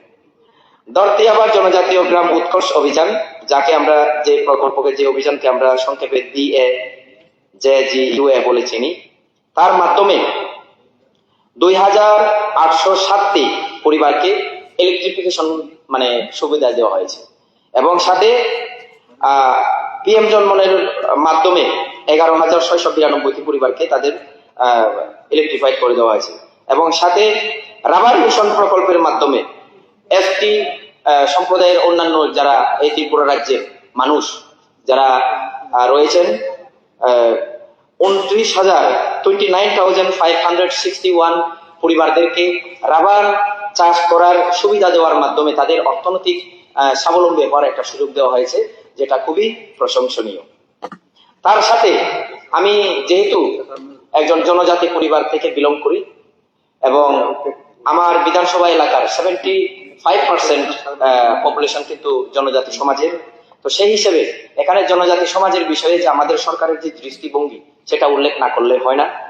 সমাজপতি আমরা জানি পূর্বে বাম জমানায়, এটা আমাদের বিরোধী দলের বেঞ্চে যারা বসে আছেন মাননীয় সদস্যরা, ওনারা হয়তো বলতে পারবেন রাজনীতি বক্তব্য আমি এখানে করছি, কিন্তু রাজনীতির বিষয় না, পুরো একটা সমাজকে সম্মান দেওয়ার বিষয় এখানে জড়িত রয়েছে। আমরা জানতাম পূর্বে আমাদের সমাজের বিচার বা সামাজিক যে বিচারগুলো হতো বিভিন্ন সমাজের বিষয় নিয়ে, সেগুলো সমাজের মুরব্বী যারা ছিলেন রোয়াজা, কারবারি, চৌধুরী, তাদেরকে সেই যোগ্য সম্মানটা না দিয়ে আমরা দেখতাম কি বাম জমানার সময় পার্টি বিশেষে বিচার বিবেচনা মানে বিচারের ইয়েগুলো করা হতো, বিচার মানে যে সভাগুলো করা হতো সেগুলো সামাজিক ভাবে না করে পার্টি অফিসে করা হতো, যেটা একটা লজ্জাজনক বিষয় ছিল। আমাদের সরকার আসার পর সেই লজ্জাজনক অবস্থা থেকে মুক্তি দিয়ে কি দেখা গেল, প্রত্যেকটা সমাজের সমাজপতিদেরকে সাম্মানিক এবং স্বীকৃতি দেওয়া হলো। সেই সাম্মানিকটা প্রথমে আমরা দেখেছিলাম 2000 টাকা ছিল, যদিও অঙ্কের দিকে এটা খুব কমই একটা অঙ্ক, কিন্তু বিষয়টা অঙ্কে নয়, বিষয়টা সম্মানের, স্বাভিমানের, যাতে আমরা মাথা উঁচু করে আমরা বলতে পারি যে হ্যাঁ, আমাদের সামাজিক ব্যবস্থা পরিচালনার জন্য আমাদের সমাজের যারা সমাজপতি যারা রয়েছেন, সামাজিক লিডার যারা রয়েছেন, তাদেরকে সম্মান দেওয়া হচ্ছে এবং সরকারিভাবে আমাদের সমাজের রীতিনীতি স্বীকৃতি দেওয়া হয়েছে। এই যে বিষয়টা, সেই বিষয়টাকে আবারও সম্মান জানিয়ে 2000 টাকা থেকে 5000 টাকা করে দেওয়া হয়েছে। এটা খুবই প্রশংসনীয় এবং খুবই উল্লেখ মানে করার বিষয় একটা, যার কারণে আমি মনে করি এই ক্ষেত্রেও জনজাতি সমাজকে সম্মান দেওয়া, জনজাতি সমাজের প্রতি সম্মান প্রদর্শন স্বরূপ আজকে এই পবিত্র হাউসে আমি বলতে পারি নির্দ্বিধায় নিঃসন্দেহে যে আমাদের রাজ্যপালের ভাষণ খুবই সার্থক একটা বক্তব্য এবং উনি তুলে ধরেছেন আমাদের সামনে। আবার জনভাগিদারি যোজনায় যে 4037টা মানে বেনিফিটেড পরিবার এবং তাদেরকে 12.7 লাখ crore টাকা দেওয়া হয়েছে নিউ হোস্টেলের জন্য। এরপরে রয়েছে আমাদের এসটি জনসংখ্যার জন্য 15টা নতুন হোস্টেল গত অর্থ বছরে আমরা তৈরি করতে দেখেছি, যেখানে এটা খুবই একটা প্রশংসনীয়। আর এই বাজেট না, রাজ্যপাল মহোদয়ের ভাষণের উপর বক্তব্য রাখতে গিয়ে আমাদের বিরোধী দলের বেঞ্চে বসা মাননীয় নির্মল বিশ্বাস মহোদয় বিভিন্নভাবে সরকারকে তুলোধুলো করার চেষ্টা করেছিলেন বা সমালোচনা করার চেষ্টা করেছিলেন। উনি বলতে চেয়েছিলেন রাস্তাগুলো বৃষ্টিতে বন্ধ হয়ে যাচ্ছে আজকাল। বৃষ্টি আমরা জানি উত্তর পূর্বাঞ্চলের মাটির যে কোয়ালিটি, এই মাটির কোয়ালিটি সমতলের যে বড় বড় রাজ্যগুলো আমাদের রয়েছে, উত্তরপ্রদেশ, গুজরাট বা মধ্যপ্রদেশ, বিহার, বাংলা, এই রাজ্যগুলোর যে মাটির যে কোয়ালিটি, আমাদের উত্তর পূর্বাঞ্চলের মাটির যে কোয়ালিটি, তার একটা বিস্তর ফারাক রয়েছে। সেই ফারাকের মধ্যে আমরা জানি এই উত্তর পূর্বাঞ্চলের মাটিগুলো পাহাড়ের যে মাটিগুলোর কোয়ালিটি আমরা জানি, বৃষ্টি হলে সেগুলো ধসে পড়ে বা বৃষ্টি হলে মাটিগুলো অতিরিক্ত নরম হয়ে যাওয়ার কারণে রাস্তাগুলো বেশি টেকসই হয় না। তো সেই ক্ষেত্রে আমরা শুধুমাত্র এই সরকারের আমলে না, বিগত সরকারের আমলেও কি দেখতাম, শুধুমাত্র বন্ধ হয়ে যাওয়া না, বড় বড় গর্ত, বৃষ্টির সময়ে রাস্তাগুলোর এমন অবস্থা হয়ে যেত মাছ চাষ করার মতো একটা পরিস্থিতি আমরা তৎকালীন সময় দেখতে পেয়েছিলাম। কিন্তু আজকে আমরা জানি এই রাস্তার ক্ষেত্রে যদি বলি, পূর্বে আমাদের আসাম আগরতলা একটাই মাত্র ন্যাশনাল হাইওয়ে ছিল, কিন্তু বর্তমানে 6-7টা ন্যাশনাল হাইওয়ে আজকে আমরা দেখতে পাচ্ছি কাজ চলছে। এটা রাজ্যের উন্নয়নের ক্ষেত্রে খুবই গুরুত্বপূর্ণ ভূমিকা পালন করবে বলে পুরো রাজ্যবাসীর পক্ষ থেকে আমি দৃঢ়ভাবে বিশ্বাস করি। এরপরে এই যে 398টি রাস্তা অবরোধ গত 3 বছর হয়েছে বললেন উনি, আগে বাম জমানার সময় মানুষের কণ্ঠরোধ করা হতো, মানুষ ইচ্ছা করলে প্রতিবাদ করার সাহস পেত না। যদি আপনি সেই সরকারের বিরুদ্ধে একটা কথা বলতেন, তাহলে কণ্ঠরোধ করার জন্য গরিব মানুষদেরকে রেগা বন্ধ করে দেওয়া হতো, গরিব মানুষদেরকে ঘর মানে ক্যান্সেলেশন করে দেওয়া হতো। এমন অবস্থা দেখা গিয়েছিল অমুকের ঘর সমুখে দেওয়া হয়েছিল, এমন অবস্থা দেখা গিয়েছিল অমুক বিরোধী দলের হিসেবে ছিলেন বলে তার ছেলের চাকরির অফারটা অন্যজনকে দিয়ে দেওয়া হয়েছে। এই ধরনের রেগিং তৎকালীন সমাজে আমরা দেখতে পেতাম, কিন্তু বর্তমানে মানুষ আজকে স্বাধীন, গণতন্ত্র চলছে, নির্দ্বিধায় মানুষ বলতে পারছে এবং নিজের গণতান্ত্রিক অধিকারটাকে ভোগ করার একটা সাহস পাচ্ছে। তার কারণে এই যে 398টা রাস্তা অবরোধের পরিসংখ্যান উনি বললেন, আমি দৃঢ়ভাবে বলতে পারি এই পবিত্র হাউসে দাঁড়িয়ে এইগুলো ন্যাচারাল রাস্তা অবরোধ ছিল না। রাজনৈতিক উদ্দেশ্য প্রণোদিত ভাবে তাদেরকে পুশিং করার মাধ্যমে এগুলো করা হয়েছে। বিভিন্ন জায়গায় আমরা দেখি, এর মধ্যে ন্যাচারাল একটাও যে ছিল না তাও আমি দাবি করি না, ন্যাচারালও হয়। কারণ জনগণ আজকে গণতান্ত্রিক অধিকারটাকে ব্যবহার করার মাধ্যমে নিজের অধিকারটা দাবি, নিজের দাবিটা আদায় করার জন্য সরকারের কাছে চাইতেই পারে, তাতে কোনো ইয়ে নেই। কিন্তু বর্তমানে যেটা দেখা যাচ্ছে, সেই রাজ্যের সরকারকে বদনাম করার জন্য, মানে নিচু করার জন্য, নিচে দেখানোর জন্য উদ্দেশ্য প্রণোদিত ভাবে রাজনৈতিক ভাবে এই বন্ধগুলো করানো হচ্ছে।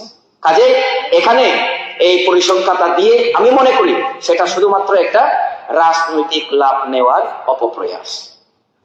পানীয় জলের অভাবে রাস্তার অবরোধ, এই বিষয়টাও ঠিক তেমনি বিভিন্ন ভাবে বিগত দিনে আমরা কি দেখতাম, আমার সামুনো এলাকার কথা বলছি, আজকে আমাদের সরকার আসার পর যে পরিমাণে পানীয় জলের ব্যবস্থা হয়েছে তাতে মানুষ অত্যন্ত আনন্দিত। এখনো আমরা স্বীকার করি, এই পবিত্র হাউসে দাঁড়িয়ে আমরা 100% মানুষদেরকে কোনো পানীয় জলের ব্যবস্থা করে দিতে পারিনি। তার মানে এই নয় যে আমরা একেবারেই কোনো ব্যবস্থা করিনি। ডিপ টিউবওয়েল থেকে শুরু করে ইনোভেটিভ প্রসেস, এবং কি এখানে মাননীয় বিদ্যুৎ মন্ত্রী এবং পরিষদীয় দলের মাননীয় মন্ত্রী এখানে বসে আছেন। আমার সামনে এলাকায় যে পরিমাণে সৌর বিদ্যুৎ প্রকল্পের মাধ্যমে মানুষদেরকে বিদ্যুৎ পরিষেবা দেওয়া এবং সৌর বিদ্যুৎ প্রকল্পকে কাজে লাগিয়ে, অর্থাৎ সোলার সিস্টেমকে কাজে লাগিয়ে মানুষকে পানীয় জলের ব্যবস্থা করে দেওয়ার যে সমস্ত ঘটনাগুলো, আমি তো বলছি কি, আমাদের বিরোধী দলের নেতা গতকালকে উল্লেখ করেছিলেন আমাদের সামনে এলাকার মানুষ নাকি গান্ধারী আনতে গিয়ে 500-র উপরে লোক নাকি বাংলাদেশে চলে গেছেন। আমি উনাকে অনুরোধ করে বলতে চাই, যদি পারেন একবার লিস্টটা দিয়ে দেবেন, প্রত্যেকটা পরিবারের কাছে আমি যাব, আমি ওই এলাকার জনপ্রতিনিধি হিসাবে কোন পরিবার বাংলাদেশে গিয়ে গান্ধারী কালেকশন করার জন্য গিয়েছেন, একবার লিস্টটা দিয়ে দিন। আমি আপনাকে অনুরোধ করছি, লিস্টটা যদি দিয়ে দেন তখন গিয়ে দুধ কা দুধ পানি কা পানি হয়ে যাবে, সত্যের উন্মোচন হয়ে যাবে। শুধুমাত্র বললেই তো হবে না, 500 জনের উপরে 1000 জনের উপরে। উনি যেদিন সামনেতে জনসভা করতে গিয়েছিলেন আমি দেখেছিলাম চেয়ার খালি ছিল, পেছনের দিকে সামনের দিকে কয়েকজন লোককে নিয়ে উনি একটা সভা করে এসেছিলেন। আমি জানি, ফটো আছে আমাদের, উনি যদি চান আমি ফটোও দেখাতে পারি, ভিডিও দেখাতে পারি একদম লাইভ ওনার বক্তব্যের সময়ে। কিন্তু যাবেন কিভাবে? সামনে বিগত দিনে বঞ্চিত ছিল, এখন এই সরকারের আমলে পানীয় জলের ব্যবস্থা, রাস্তাঘাটের ব্যবস্থা এবং বিদ্যালয়গুলোর বড় বড় বিল্ডিং তৈরি করা হচ্ছে, হোস্টেল তৈরি করা হচ্ছে কোটি কোটি টাকার। এই উন্নয়নগুলো দেখে মানুষ আজকে আনন্দিত। তাহলে ওনাদের সাথে যাবেন কেন? যদি আমাদের সরকারের সময় আমরা যদি কিছুই না করতে পারতাম, কিছুই না দিতে পারতাম, করতেই না পারতাম, তাহলে তাদের সাথে যেতেন। যেহেতু বিগত দিনে এটা বঞ্চিতের সরকারের হাত থেকে সামনুবাসী রক্ষা পেয়েছেন, তাদের সাথে যাওয়ার কোনো প্রশ্নই আসে না। কাজে এখানে যে উনি উল্লেখ করছিলেন গান্ধারী নিয়ে আসার যে কথা, ঠিক আছে, আপনি দিন লিস্টটা। আপনাদের জমানায় কত যেত আমি হিসাব দিয়ে দেবো আপনাকে, পুরো গ্রাম ভর্তি বাংলাদেশে চলে যেত ওনাদের সময়। সেই পরিবেশ আজকে নেই। স্কুলে শিক্ষক সংকটের ব্যাপারে বলছিলেন, স্কুলে শিক্ষক সংকট, 10,323 জনের যে নাম্বারটা ছিল, অভিশপ্ত একটা নাম্বার যেটা আপনারা তৈরি করে গিয়েছিলেন, সেই নাম্বারটা যদি সঠিকভাবে যদি আইনি প্রক্রিয়াকে মান্যতা দিয়ে, এডুকেশন পলিসিকে যদি মান্যতা দিয়ে আপনারা সেদিন ব্যবস্থা নিতেন, আজকে সেই শিক্ষকরা থাকলে তেমন একটা ব্যবস্থা হতো না। আজকে এই 10,323 জনের ভুক্তভোগী একমাত্র এডিসি এলাকার মানুষ। আমরা শিক্ষক সংকটের ভোগী, ঠিক, কিন্তু আইনি প্রক্রিয়ার মাধ্যমে রিক্রুটমেন্ট পলিসিকে মান্যতা দিয়ে শিক্ষক নিয়োগটা হবে, সেটা সত্যি, কিন্তু এটাকে নিয়ে রাজনীতি করাটা এটা অবাঞ্ছনীয়। নেশা সংক্রান্ত বিষয়ে বলছিলেন, উল্লেখ নেই এখানে। 41 নাম্বার পেজের 125 নাম্বার যে প্যারাটা রয়েছে, এখানে পরিষ্কারভাবে নেশা সংক্রান্ত যে অভিযান চালিয়ে আমাদের সরকার কতজন কত কুইন্টাল নেশা সামগ্রী বাজেয়াপ্ত করেছে, কতজনকে কেস দিয়েছে, আমি যদি একটু উল্লেখ করি 125 নাম্বার প্যারা, মাননীয় স্পিকার মহোদয়, নেশামুক্ত ত্রিপুরা অভিযানের অধীনে 2025 সালের এপ্রিল থেকে নভেম্বর পর্যন্ত 515 জন অভিযুক্তের বিরুদ্ধে 350টি এনডিপিএস মামলা করা হয়েছে। কিন্তু উনি বলছিলেন কি গতকাল, নেশা সংক্রান্ত বিষয়ে নাকি এখানে উল্লেখ নেই। তার মানে পুরো হাউসটাকে বিভ্রান্ত করার একটা চক্রান্ত। এর মধ্যে কি কি বাজেয়াপ্ত করা হয়েছে, কি কি জব্দ করা হয়েছে, এর একটা পরিসংখ্যান এখানে দেওয়া আছে। এই সময়ে বিপুল পরিমাণ মাদক দ্রব্য জব্দ করা হয়েছে, যেমন 22,606.50 কেজি গাঁজা, 2,11,141 বোতল কফ সিরাপ, 6,06,379 ট্যাবলেট এবং 1,937 গ্রাম হিরোইন বা ব্রাউন সুগার আটক করা হয়েছে। এগুলো নেশার বিরুদ্ধে নয়তো কি? উনি গতকাল বলেছিলেন নেশার সংক্রান্ত নাকি এখানে কোনো উল্লেখ নেই। এরপর no voter to be left behind, এই স্লোগানকে দিয়ে আমরা 33 নম্বর পৃষ্ঠায় 99 নম্বর যে প্যারা লেখা আছে, আমার সরকার গণতান্ত্রিক অংশগ্রহণ আরো শক্তিশালী করতে সক্রিয়ভাবে কাজ করছে। রাজ্যের সব ভোট কেন্দ্র এবং প্রশাসনিক স্তরে 15তম জাতীয় ভোটার দিবস উদযাপন করা হয়েছে। নতুন ভোটারদের no voter to be left behind badge দিয়ে সম্মানিত করা হয়েছে। এর মিনিংটা কি? মিনিংটা হচ্ছে গণতন্ত্রের যে ইলেকশন গুলো, যেমন আমরা এই আমাদের সকালের যে সময়টা ছিল এই পবিত্র বিধানসভা, সেখানে কি সিদ্ধান্ত করলাম সর্বসম্মতিক্রমে, যেহেতু ফেস্টিভ মুডে রয়েছে সবাই, সেই ফেস্টিভ মুডকে ওনাদেরকে উপহার দেওয়া স্বরূপ 13 তারিখের পরিবর্তে 12 তারিখ যাতে ইলেকশন কমিশন ইলেকশনটাকে করেন, তার জন্য একটা আর্জি জানিয়ে আমরা একটা সিদ্ধান্ত নিয়েছিলাম। এটা কি জন্য? গণতন্ত্রের অংশীদারিত্ব, জনগণ যদি গণতন্ত্রের সেই উৎসবে যদি অংশগ্রহণ না করেন, তাহলে অধুরা থেকে যাবে এই মানে গণতন্ত্রের অধিকার, সেই বিষয়টা। তাহলে এখান থেকে কি দেখা যাচ্ছে, আমাদের সরকার কোন ভোটার যাতে ভোটদান থেকে বাদ না যায় সেই উদ্দেশ্য নিয়ে যে একটা মুহিম চালাচ্ছে, একটা কাজ চালাচ্ছে, তার বিষয়কে উল্লেখ করার জন্য আমাদের মাননীয় রাজ্যপাল মহোদয় এখানে গতকাল উল্লেখ করেছিলেন। কিন্তু উনি বলছিলেন কি, তার ব্যাপারে মানে সবাইকে গণতন্ত্রের অধিকার ভোগ করার সুযোগ দেওয়া হচ্ছে না, এই সেই বিষয়। এটাও একটা বিভ্রান্ত করার বিষয় বলে আমি মনে করি। এরপর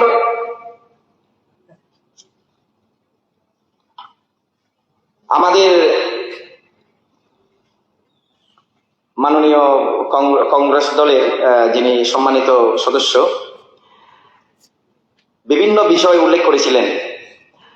কংগ্রেসের সময়ে কেন্দ্রীয় সরকারের বিষয়, তো গতকালকে ওনার বক্তব্য শুনতে শুনতে আমি ইন্টারনেটে যখন দেখলাম ওনাদের সময়ে কংগ্রেসের জমানায় বিভিন্ন কেলেঙ্কারির কথা, ভাবলাম এত কিছুর পরেও ওনারাও কিভাবে গর্ববোধ করেন। গর্ববোধ তো আমরা করব, যেই দলের প্রধানমন্ত্রী একটাও কোনো কেলেঙ্কারি নেই, একটাও কোনো কেলেঙ্কারি নেই। আমাদের মাননীয় প্রধানমন্ত্রী নরেন্দ্র মোদীজি, আজকে কেউ বলতে পারবে না নরেন্দ্র মোদীজি অমুক কেলেঙ্কারিটা করেছেন যার কারণে উনাকে সুপ্রিম কোর্টের দ্বারস্থ হতে হয়েছে বা বিভিন্নভাবে মানুষ উনার বিরুদ্ধে প্রতিবাদে নেমেছে না। এখানে দেখলাম কি আমরা, মেজর স্ক্যামস ডিউরিং কংগ্রেস টেনিউ, কোল অ্যালোকেশন স্ক্যাম 2012, কি এস্টিমেটেড লস ওই সেই দুর্নীতির কারণে কত 1.86 lakh crore. 2 number scam 2G spectrum scam 2008, loss কত হয়েছিল কেলেঙ্কারিতে 1.76 লাখ ক্রোড়। এরপর কমনওয়েলথ গেমস স্ক্যাম 2010 কত 70,000 ক্রোড়। MGM রেগার কেলেঙ্কারি 10 লাখ ক্রোড়। এরপর বোপোর স্ক্যান্ডেল 1980 66 কোটি। Agusta Westland super scam 2012 362 crore. Historical scam jeep scandal 1948 কংগ্রেসের জমানা, এখানেও মানে জিপের ইয়েতেও কেলেঙ্কারি। LIC মুদ্রা স্ক্যাম, মুদ্রা স্ক্যাম 1957, এখানেও স্ক্যাম। সিকিউরিটি স্ক্যাম, সবখানে স্ক্যাম, কোটি কোটি টাকার স্ক্যাম। এরপরেও গর্বিত, মানে এটা আমি মনে করি কি বলবো, এটাকে আমি আর বলছি না মাননীয় স্পিকার মহোদয় সেই বিষয়ে। এরপর এখানে রুলস রেগুলেশন, আমাদের শান্তি শৃঙ্খলা এবং রাজ্যের আইন শৃঙ্খলা পরিস্থিতির ব্যাপারে বলতে গিয়ে আমাদের এলপি সাহেব বলেছিলেন এবং নির্মল বাবুও বলে গিয়েছিলেন। কি বলে গিয়েছিলেন? আইন শৃঙ্খলা নেই, এই সেই বিষয় সবসময় বলে থাকেন ওনারা। এখানে আমরা জানি বিমল সিনহা 1998 ইংরেজিতে খুন হয়েছিলেন। কার সময়? সিপিআইএম এর সময়। আনন্দমোহন রাজা সিপিএম এরই এমএলএ ছিলেন, কিন্তু সিপিএম এর জমানায় খুন হয়েছিলেন। কার সময়? সিপিএম এর সময়।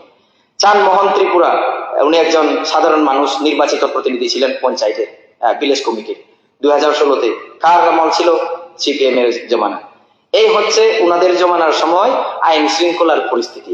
আজকে উনারা ত্রিপুরা রাজ্যবাসীদেরকে আইন শৃঙ্খলার পাঠ শেখাতে চান, এটা লজ্জাজনক বটে।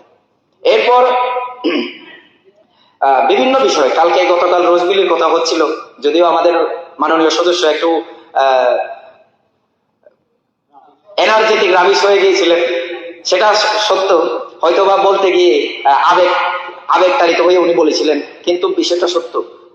প্রাক্তন মুখ্যমন্ত্রী মানিক সরকার মহোদয় উনি তো সত্যিই রোজবিলিকে প্রচার করেছিলেন, রোজবিলির ব্যাপারে রোজবিলির পক্ষ নিয়েছিলেন, সবাইকে বলেছিলেন টাকা জমা করানোর জন্য। এটা কি সত্য নয়? তাহলে স্বীকার করতে হবে সত্য সত্য। যেমনি আমি বলছিলাম কি আমরা 100% মানুষকে পানীয় জলের ব্যবস্থা দিতে পেরেছি, তা নয়, আরো বাকি রয়েছে। 7 বছরের মধ্যে 25 বছরের নোংরা আবর্জনা পরিষ্কার হবে, তা কি করে হয়? অবশ্যই কাজ বাকি, তার জন্য আমরা চালিয়ে যাচ্ছি কাজ, আবার হবে কাজ। এই হচ্ছে বিষয়। মহিলা কেসের বিষয়ে, এখানে মহিলা সংক্রান্ত কেসের ব্যাপারে বলছিলেন, year wise rape statistics let CPIM এরা ত্রিপুরা রাজ্যের মধ্যে। গতকাল নেটের মধ্যে দেখতে দেখতে আমি নিয়েছিলাম 2010 239টা, 2011 258টা, 2012 202টা, 2013 135টা, 2014 168টা, 2015 180, 2016 240টা, 2017 179টা মহিলা রেপ কেস, বাম জমানার ইতিহাস। আর উনি গতকাল বলছিলেন কি প্রত্যেকটা দিন কতজন করে হচ্ছে সেই হিসাবটা দিচ্ছিলেন। একটু হিসাব করুন তো, 2010 ইংরেজিতে 12 মাসে যদি 239টা হয়, প্রত্যেকটা মাসে কত করে হলো? একবার হিসাব করে দেখবেন। অবস্থা বেহাল। পেছনের দরজা দিয়ে মানুষকে বিভ্রান্ত করে আবার কিভাবে সরকারে আসা যায়। গতকাল আমাদের বিলোনিয়ার মাননীয় বিধায়ক কি বাম বাম করে একটা বলছিলেন, আমি এখান থেকে বসে বসে স্লোগান দিচ্ছিলাম, বাম বাম করবেন না, সেই বাম আর আসবে না। এই জিনিসটা আপনাদের সবসময় মনে রাখতে হবে, কারণ আপনাদের সময়ের যে দুর্বিষহ অত্যাচার মানুষ সহ্য করেছিল সেগুলো আর হবে না। বাম জমানায় তো এমন ছিল, আপনি যদি বাম সিপিআইএম এর পার্টির পরিবারের আত্মীয় স্বজন হন, তাহলে সেই সিপিআইএম এর পরিবারের সমর্থক যে আপনার যে আত্মীয় স্বজন, তার বাড়িতে যেতে পারবেন না। কেননা সেই বাড়ির পরিবারদেরকে তো বিভিন্নভাবে হয়রানি করা হবে। সে কেন আসলো, কি আসলো, আত্মীয় স্বজন কুতুম বলে কিছুই নেই। এই হচ্ছে বিষয়। তাহলে এই যে বিষয়গুলো আমি একবার মনে করিয়ে দিলাম। সর্বোপরি এই যে খাটক মোশন বা এখানে আরো অংশ অন্তর্ভুক্তি করানোর জন্য যে বিষয়টা ওনারা এনেছেন, আমি মনে করি অন্তর্ভুক্তির কোনো কিছুই দরকার নেই। মাননীয় রাজ্যপাল শ্রী ইন্দ্র সেনা রেদ্দিনাল্লুজি যে ভাষণটা রেখেছেন, এটা পরিপূর্ণ, এটা সুন্দর একটা বক্তব্য। এবং প্রকৃতপক্ষে ত্রিপুরা রাজ্য আজকে 7-8 বছর ধরে এক ত্রিপুরা, শ্রেষ্ঠ ত্রিপুরা এবং নতুন ত্রিপুরার দিকে যে এগিয়ে যাচ্ছে, তার একটা আয়না, তার একটা প্রতিরূপ, এটা আমি মনে করি। তার কারণে আমি এই বাজেটকে পূর্ণরূপে সমর্থন করি এবং বাকি বাজেট রাজ্যপালের মাননীয় রাজ্যপাল মহোদয়ের ভাষণকে পূর্ণরূপে সমর্থন করি এবং বাকি যারা রয়েছেন মাননীয় সদস্য এবং সদস্যা, সবাইকে এই অনুরোধটা রাখবো, আপনারাও সমর্থন করবেন।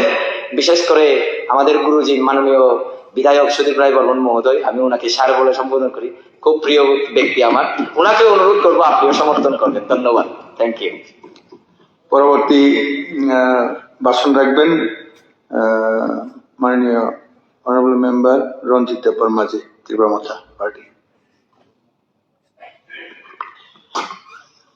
Borom ganang speaker sat nono blaike hambai maru tamni kakai o haujo tini chini borom ganang rajyopalni je speech rimani obnatoi cheri kopsanani bagai rimani bagai nono blaike na hambai ang মাননীয় রাজ্যপাল যে speech রিমানি অমনা পুরা support খায়ো তাই লগি লগি যে পগ্র করতি সজাগলিয়া অবরংনব আं কিসা সানাय tamni hingkakai bini je speech omnang poriwi naikha jotono je oro total bini oro peratono 169 o pera protekta pera ona naikha kintu chini tripura hasteni ono je titi edisi hini kaisa je sosachito autonomous je district council tongo omnotoi kintu oro kaisa pano kok sajaglia edisi amtayo bahai kaye choliwi tongkha state government additional busur rang hojaka additional bill koita phai state government thani jomok tongphakya tangi ksawi tongkha okogro judi rajyapalni speech tongkha kai जों खाफुर खामो अमो तंखा kai tep sakamo hine जों wansugo কিন্তু খাননাংমানি kokmungkha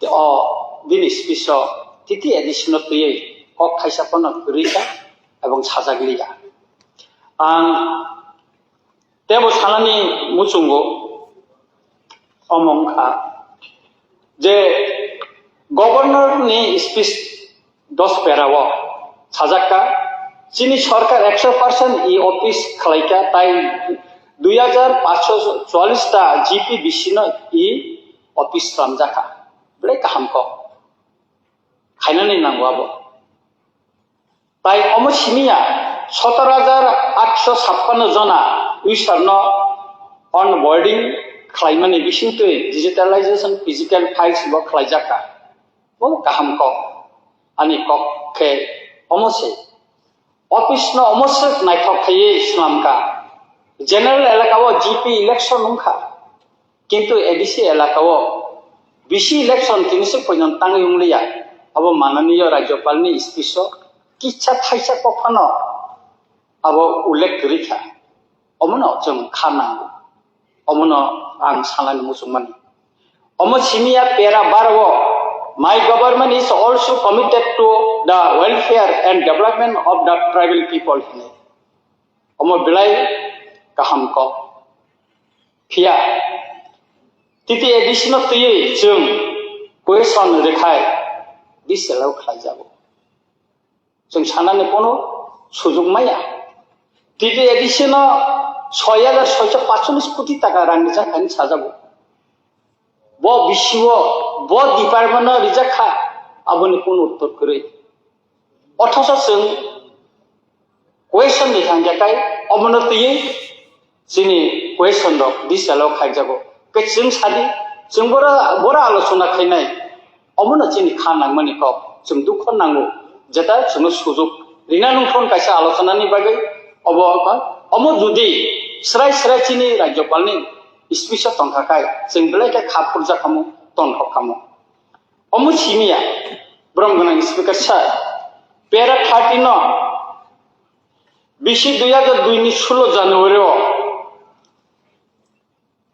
কোয়াড্রিটাম ত্রিপাক্ষিক একট नि बिसिंतै 6935 बरु न रियां बरु बा रियां न रिहेबिलिटेशन खायजाका 37584 बरनो सक्सेसफुली रिसेटलमेंट खायजाका फिया त्रिपाक्षिक एकट त्रिपुरा मथाबाय ताई एनएलएफटी एटिटेब बाजे त्रिपाक्षिक एकट मानि अबनति किन्तु चिनि ब्रह्मगोनां राज्यपालनि स्पिच थाइसे कक साजाग्लिया तांगै साजाग्लियाव त जों साइनिया जुदि साजाखाय जों साइमान हामो जे अ एकट द ताबो गुसुक जरातै इमप्लिमेंट खायजागै तंखा बा खायनानि गति प्रसेस दं अबो जों साइमान खामो किन्तु तिनि बिनि स्पिच करिनि बागै जों अबनो साइमानलिया तंखाय बिलाय हामथामैना हाखलायो ब्रह्मगोनां स्पिकार सार तै कायसा पकंखा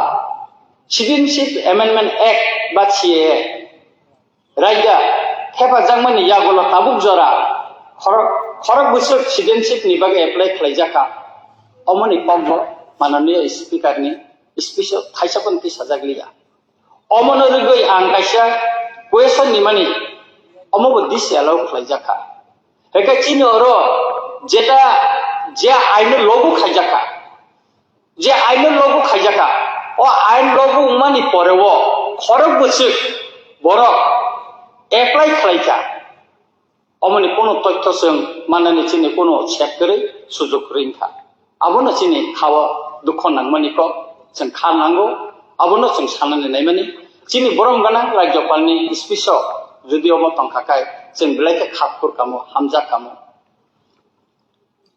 তাই কাইসা কম খা माननानै स्पिकार सार বাংলা বিশ্বকতাল ইংরেজি বিশ্বকতালनि बागै সতি दङ চিনি ত্রিং বা তিপ্রাব্দ বিশ্বनि बागै সতি করে অমন রবিব কক্তিসানানি বাগৈ অপবিত্র বিধানসভাও আং কোয়েশন দেখা অমব কাইসা সাধারণ একটা আইন খুনুগৈ মো দিস এলাওঙ্গ বুইনিয়াহাই চিনি যারা বিশ্বকতাল ট্রিং বা তিপ্রাব্দ ন সিংহ পালাইনা মুসঙ্গ গভর্নমেন্ট হলিডে খাইজাগো অথচ তিনি ট্রিং বিশ্বকতালত্রে সম্পূর্ণ সিরিং সিরিং টংজাখা রাজ্যপাল অবনতিয়ে বিনি স্পিচ যদি নারখান দেখায় जों খাপুর জাকামো টংফক জাকামো চিনি দফানি বড় হামজাক বাইকামো কিন্তু তিনি করে অবনা जों খাদুক নাंगौ বরম गोनां স্পিকার স্যার नों साइमानो त्रिपुरा हास्तेवा कक बरक स्क्रिप्ट नतुई बिलाइ खाय तुमफलालायजा अमनतुई गोबां मा कक रक कसालायजा কিন্তু তিনি যত দফানি তিনি চাকমা হদানি স্ক্রিপ্ট ন তিনর এলাও উংখা অন্য দফানা যেরকম লুসাই দফানি কখনো সিনেমা রোমান স্ক্রিপ্ট না এলাও খেলাই যাখা কিন্তু কক বরক সিনেমানি বাগৈ তিনি রোমান স্ক্রিপ্ট ন অর কিন্তু খেলাই যাগলিয়া অমনতইব आं कक सालायनायनि बागै अपवित्र विधानसभा सियारि कक सालायनायनि बागै आं चाइतखा क्वेश्चन देखा अब बकसिमं रिजागलिया आबन बागै साइमेया तबे चिनि संविधाननि राइट्स काइसा दंगौ चिनि मानथाय दंगौ जे दखानि बरक जे बासादे कक सावो अ बासानि स्क्रिप्ट तामु बायनाय अ दखानि बरक ना अब ठीक हैनाय कोनो पलिटिकल पार्टी বা কোনো দখানি বরক আবার ঠিক কাইরি মেয়া চিনি রাইটস ন বৈশাখী নাই মেয়া কা আবুনি বাগি না আং সানানি মুসুঙ্গো রাজ্যপালনি বরম গোনাং রাজ্যপালনি স্পিচ অকগনে কিসিসা যদি ব উল্লেখ খাইতেন কাই जों बिलाइखौ खाफुर कामो टंथ कामो তিনি बिनि बासना गोबां डेभेलपमेन्टनि कक साका गोबां रिक्रुटमेन्टनि कक साका ठीक दङ जतन जों खाफुर जागौ जों टंथगौ কিন্তু চিনি দফানি বাগৈব কিসা কিসা যদি কক সাজা কাকাই जों তেব খাফুর জাকামো তেব টংঠকামো বরং গানি স্পিকার স্যার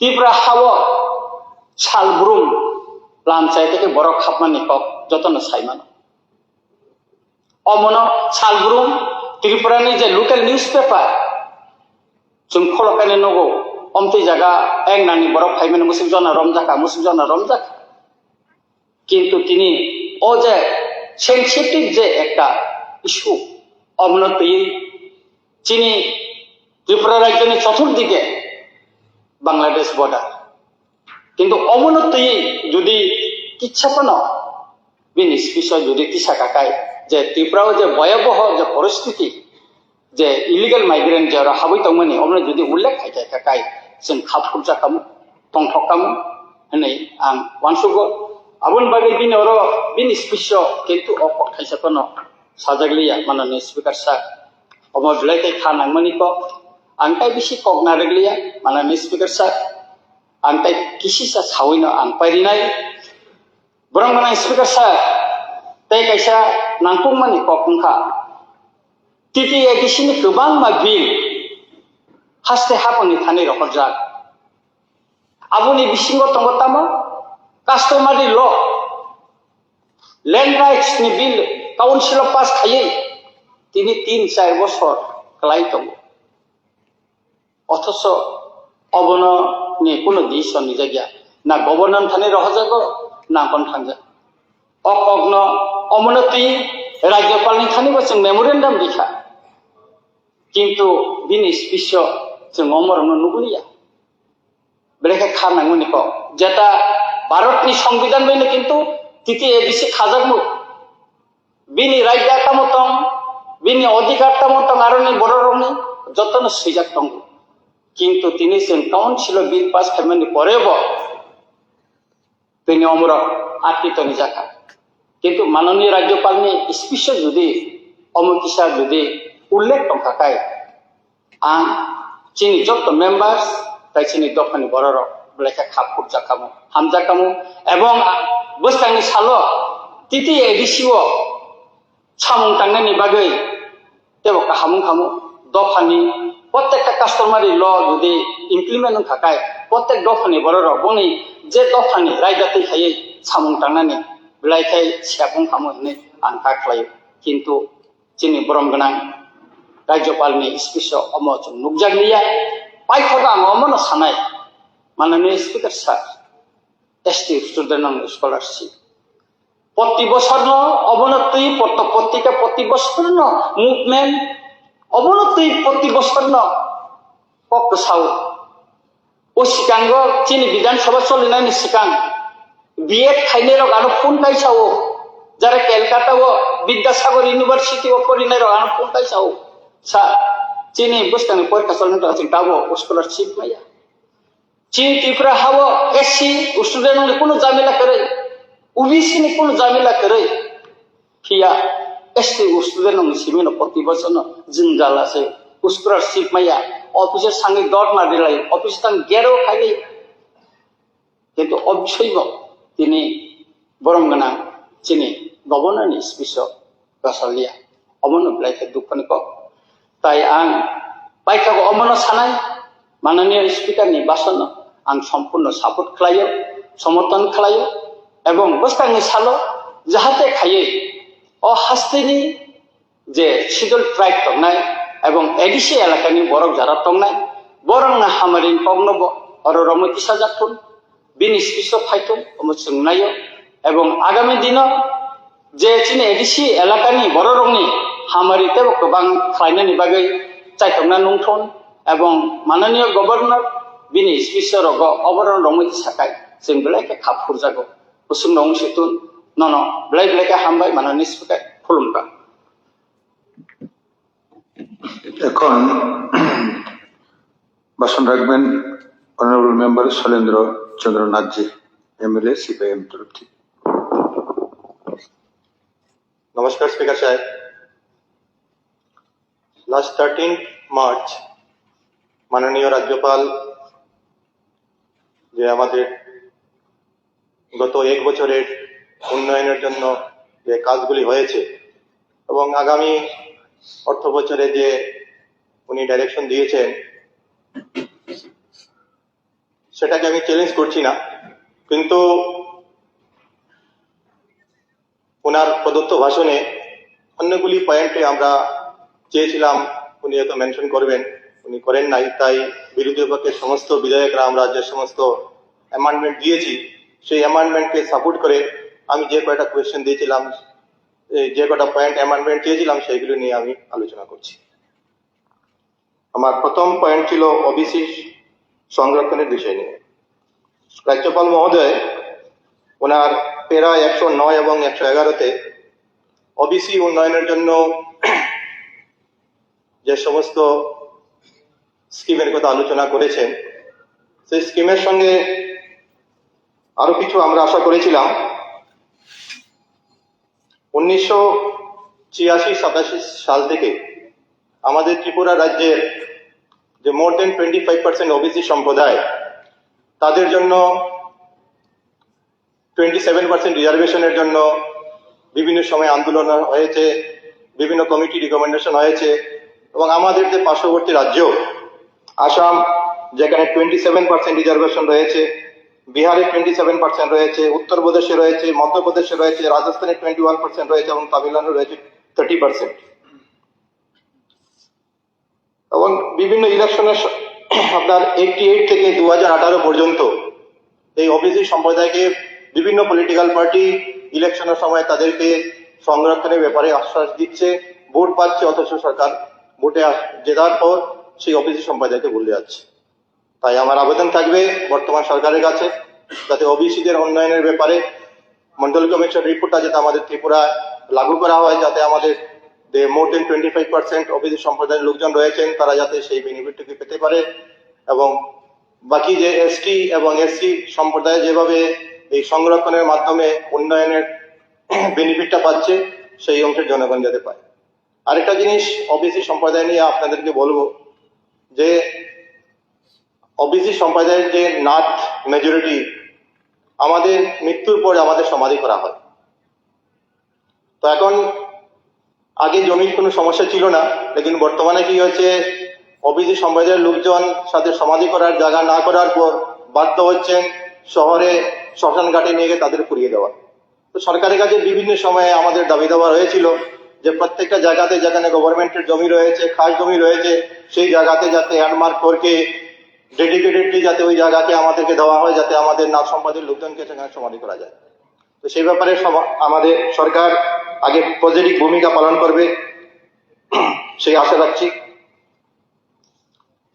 2 নম্বর আমার অ্যামেন্ডমেন্ট ছিল সর্বশিক্ষার শিক্ষকদের নিয়মিতকরণ নিয়ে। অলরেডি এই সেশনে সর্বশিক্ষা শিক্ষকদের নিয়ে এবং হাইকোর্টের রায়, সুপ্রিম কোর্টে SLP, এগুলো নিয়ে যেখানে বিস্তৃত আলোচনা হয়েছে, আমি সেটা নিয়ে আলোচনা আর করতে যাচ্ছি না। শুধু এইটুকুই বলবো যে সর্বশিক্ষা শিক্ষকের দ্বারা আমাদের রেগুলার যে শিক্ষকরা রয়েছেন ঠিক তাদের মতোই তাদের স্কুলে হেডমাস্টারের দায়িত্ব দেওয়া হচ্ছে, তাদের BLA এর দায়িত্ব দেওয়া হচ্ছে, কিন্তু তাদেরকে নিয়মিত না করার পরে তাদের পেনশন বেনিফিট পাচ্ছে না, এবং ডিউরিং জব তারা মারা যাওয়ার পর তাদেরকে ডাইন আর্নেসের যে বেনিফিটগুলি হচ্ছে সেগুলি দেওয়া হচ্ছে না। তো সেটা সরকার যাতে মানবিক দৃষ্টিকোণ থেকে সেটাকে দেখে এবং ভবিষ্যতে তাদেরকে রেগুলারাইজ করার ব্যবস্থা করা হয়, এবং সুপ্রিম কোর্ট থেকে যে অ্যাপিল করা হয়েছে সেটাকে যে উইথড্র করা হয়, সেটার আমার আবেদন রইল।